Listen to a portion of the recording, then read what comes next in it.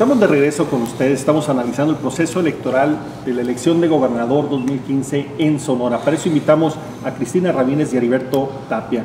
Yo les quisiera preguntar, están empezando a aparecer las encuestas. Primero, habrá que recordar que es una encuesta. ¿Qué es una encuesta específicamente, Cristina, para no equivocarnos? Muy bien. Otra vez vuelven a aparecer, diría yo, ¿no? Porque ya habíamos hablado el año pasado, tuvieron un repunte y ahora vuelven a aparecer, vuelven a ser el centro del debate otra vez. Protagonistas en lugar de herramientas. Una encuesta es un ejercicio estadístico, una herramienta que te ayuda a obtener información de lo que opina tu mercado, en este caso los electores potenciales para una elección de gobernador, pues serían los que tienen credencial para votar en el estado de Sonora, acerca de quién en este momento sería su favorito, ¿no? Por quién votaría en este momento. No, tampoco tienen esa capacidad de predecir hoy lo que va a suceder en No es una predicción del resultado. Nunca debe de verse así. Entonces yo diría, es una herramienta que le debe servir a los equipos de campaña para ajustar la estrategia en caso de ser necesario, para decir vamos bien, entonces hay que seguir por este lugar. Y a los que los observamos, a los electores, pues una idea de la información de cómo puede estar pensando el colectivo, pero de ninguna manera debe de pasar lo que nos pasa, que son el centro del debate, que se vuelven incluso más importantes que los candidatos. Claro, ¿no? Y es muy curioso porque cuando conviene las abrazas y cuando no te conviene las repudias, ¿no? O sea, es algo mal querido. Ahora, un tema importante para revisar las encuestas, supongo yo, Heriberto, es el tema de los indecisos, ¿no? Quienes todavía no han tomado una decisión, y esos siguen siendo un grupo importante todavía al día de hoy, que todavía pueden dar vuelcos interesantes. Además de que hay cierto voto blando, ¿no? en esas preferencias. Efectivamente, la única encuesta en la que tú tomas la opinión del 100% de votantes es en la encuesta de salida. Todas las otras encuestas que se hacen previamente, la gente te dice que tiene una alta seguridad de ir a votar o ir a votar a secas o probablemente y terminan no yendo. Sale en el 80% de las personas que contestan definitivamente sí voy a ir y sí a secas voy a ir a votar, es alrededor del 80-85%, cuando sabemos de que va a ser un altísimo porcentaje si se logra el 57-58% de participación. Entonces, la única encuesta en donde tú sabes que todos los que están ahí son votantes es de la encuesta de salida. Claro. Es la única que, por cierto, ya hay mucho más, va a haber mucho más control por parte de la autoridad electoral para las encuestas de salida. Iba a ser previamente autorizado, ¿no? Lo que a veces un día antes que andaban armando los equipos de ellos mismos para hacer encuestas de salida, no sé si no. Ahora, Cristina, ¿qué opinión te dan las últimas encuestas? Apareció la del Imparcial, apareció la de Consulta Mitofsky, apareció el Gabinete de Comunicación Estratégica, apareció la de TM Reporte, apareció la de Punto de Vista. ¿Qué podrías tú, de todas estas encuestas, digamos, tener un primer acercamiento, una primera conclusión? Fíjate que lo mencionas bien. Qué bueno sería que todas las personas que nos están escuchando, que nos están viendo, pudiéramos hacer este ejercicio de tenerlas todas en la mesa y compararlas, ¿no? Porque apenas así logras entender lo que están midiendo y lo que está pasando. Tú, pues puede aparecer un ejercicio hoy, la semana próxima otro, la otra semana otro, y aisladamente no te van a decir nada. Comparadas, pues te das cuenta que efectivamente hay un nivel de indecisos que se está moviendo, que de una semana a otra, dependiendo pues de los videos, dependiendo de la campaña negra, dependiendo si el candidato si la candidata se fue al lugar, pueden moverse, ¿no? Y así los hemos estado viendo. En algunas te aparecen muy pocos, 11%, en algunas te aparecen más de 20%. Te habla también de una base de votantes duros de los partidos que ya no va a crecer. O sea, que la venimos detectando desde el año pasado, fija, ¿no? En que esa parte del voto duro, tanto del PAN como del PRI, que tendríamos que ser muy claros, pues entre esos dos partidos, ya está muy difícil que crezca. Y los puntos que se van moviendo, pues los van dando precisamente los indecisos, que también, como dice Alberto, pues depende mucho de la circunstancia y de su intención realmente de ir a votar. Entonces, ahí los vamos a seguir viendo así. Creo que es muy normal que en las próximas mediciones se empiecen a cerrar un poco más los números, si no, no harían campaña, ¿verdad? Claro. Tienen que moverse, tiene que ponerse esto un poco más cerrado, porque los indecisos tendrán que ir tomando Pero parte. además los sonorenses somos así, ¿no? Nos reservamos hasta el último momento de decidir y nos gusta la competencia cerrada, ¿no? Nos gustan esos finales donde no hay nada todavía para nadie y se decide en el último momento, que ese es un gran reto para los encuestadores, ¿no? Sí, de hecho, el maestro Berumen, en un curso el año pasado allá en la MAI, decía él, no manejen como indecisos, manejen como no contesta. La razón de él es de que, dice, muchos de ellos te están escondiendo el voto, ya decidieron por quién van a votar, sí, pero no te quieren decir, aun cuando les pases una boleta simulada, no te quieren decir ellos por muchas cosas, ¿no? Entonces, mejor hay indecisos y hay personas que ya decidieron, pero que te están escondiendo el voto.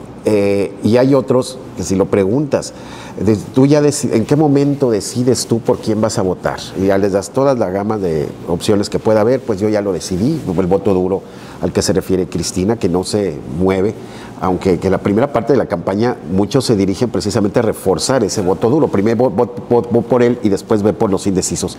Pero muchos deciden cuando están formados en la fila. Sí, y entonces es impresionante. Dices, oye, no sé. Y entonces te das cuenta, oye, a pesar de tantos millones de spots, a pesar de todo...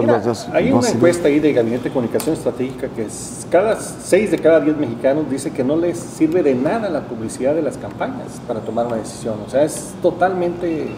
Otros son los elementos que se toman en cuenta. Y ese es un punto fino porque para muchos que piensan que la publicación de encuestas, la excesiva normatividad que hay, que dicen es que influye en algún sector del electorado, está demostrado que no influye muy marginalmente y en los indecisos, ¿no? Una persona con una muy mala reputación, por muy buenas encuestas maquilladas que le pongas, no va a cambiar esa reputación, igual que a una persona que tiene una muy buena reputación, no se la vas a tumbar sacándole encuestas negativas, ¿no? Entonces, hay muchos mitos también alrededor de esa parte, ¿no? Pero ahora podríamos decir que en las últimas encuestas pareciera dos realidades que se contrastan. Por un lado, hay encuestas que dicen que se conserva la ventaja del candidato de Acción Nacional, Javier Gándara, en esos de 7, 8 puntos, y hay otro grupo de encuestas que dicen que se cerró y que prácticamente estamos rondando el empate técnico. ¿Por qué esa diferencia? Yo he revisado la metodología de todas las encuestas que se han publicado. Fíjate que un tema que debemos de analizar muy bien es el marco muestral, ¿no? Si tú dices, voy a hacer una encuesta estatal y te vas a los 5 municipios más grandes, pues es un error. Estás representando a los electores de los 5 municipios más grandes. Este estado tiene 21 distritos y tienes que empezar un marco de selección de forma distrital y luego desagregar a forma seccional, y de ahí a la manzana y de ahí al votante. Entonces yo creo que habría que revisar el marco muestral. Si te fijas bien, en todos los ejercicios son distintos, ¿no? Si tú te pones a ver, incluso en aquellas unas muestras enormes, porque al fin de cuentas quieren sacar también con el mismo ejercicio, por el mismo precio, quién va a ganar para presidente municipal, ¿no? Entonces le van metiendo ahí una cantidad de encuestas que de repente... Hay una gran cantidad de rechazo a la encuesta, ¿no? Así es. Entonces, de repente en esos ejercicios metodológicos estriban las diferencias. No es lo mismo, pues, si tu muestra se te carga a 2 municipios, que si la equilibras a cómo viene el equilibrio, valga la redundancia, del listado nominal de todo el estado, porque este estado está formado por 72 municipios y está formado por 21 distritos, insisto. Entonces hay que representarlos a todos cuando se quiere hablar de un ejercicio estatal. Sin embargo, está claro que conforme vaya pasando el tiempo, esto se va a ir cerrando, ¿no? Lo que describen es una tendencia, podríamos tomarla así, de que se van a ir reduciendo los indecisos y se van a ir cerrando los números para tener una competencia cerrada. Heriberto, ¿es así? Sí, y primera hipótesis, es una cuestión totalmente bipartidista. Y en cuanto a la cuestión, abundando del marco muestral, por ejemplo, nosotros hemos trabajado con 8 o 10 municipios. Esos 8 o 10 municipios representan el 80% del padrón. 8 municipios representan el 78%. Los principales 8, tanto en población como en listado nominal, representan el 78% del padrón.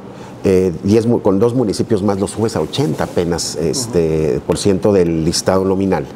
que es diferente del listado del padrón, de la lista nominal de electores. La que más cubrió terreno con la metodología que fue la del imparcial, que incluso hicieron encuestas en Álamos, hicieron encuestas en el Quiriego y todo eso, sí le da mucho más representatividad.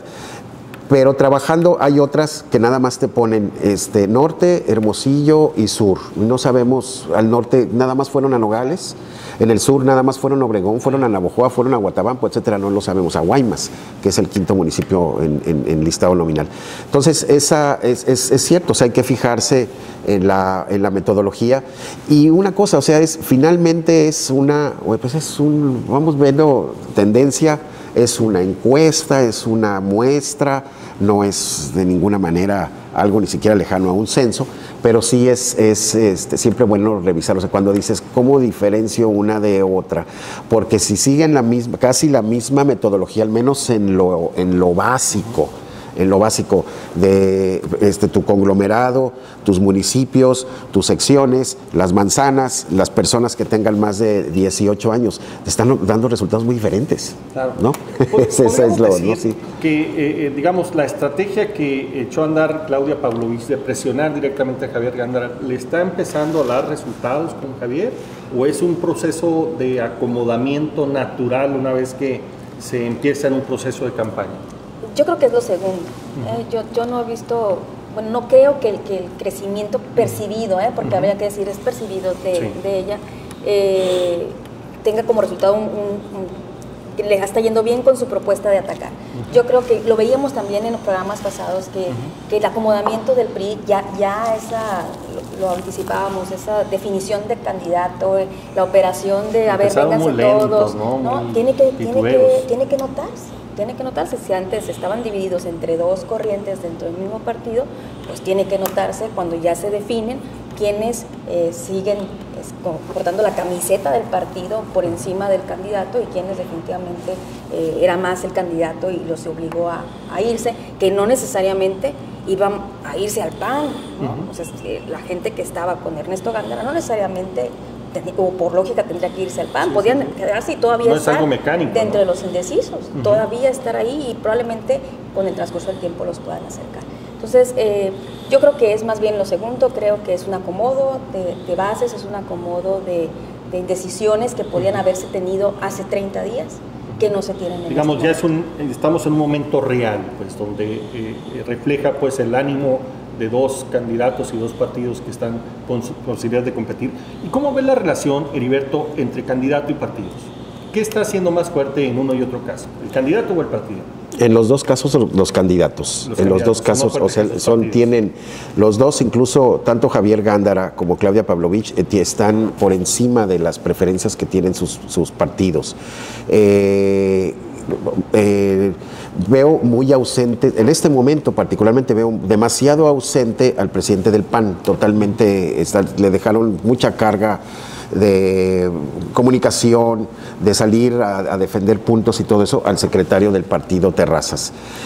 Ausente el presidente del PAN, como también empieza a mostrarse ausente el presidente los secretarios de los partidos. Por parte del PRI también. Exactamente, quizás un poco también viendo para lo que sigue después, ¿no? O sea, van a ser diputados, ¿qué sigue para ellos?